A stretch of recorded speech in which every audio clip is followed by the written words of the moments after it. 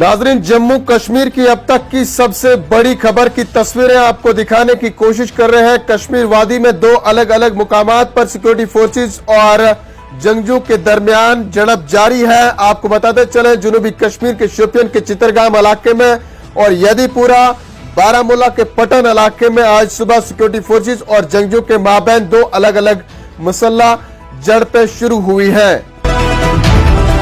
Kashmir zone police ने एक tweet करके बताया कि शोपियान के चितरगाम इलाके में इनकाउंटर शुरू हो गया है। पुलिस और सिक्योरिटी फोर्सेस इलाके में तैनात है। एक और ट्वीट में कुछ घंटे पहले पुलिस ने कहा कि बारामूला के पटन इलाके के यदीपुरा गांव में भी एक झड़प शुरू हुई है।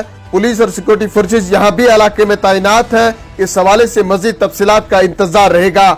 एक पुलिस तर्जुमान ने बताया कि जंगजू की मौजूदगी की खुफिया इतला मिलने के बाद इलाके को घेरे में लिया गया। जो ही सिक्योरिटी फोर्सेस मुश्तबा मुकाम पर पहुंची तो वहां पर छुपे हुए जंगजू ने उन पर अंधाधुंध फायरिंग कर दी, जिससे मसल्ला तसादम का आगाज हुआ।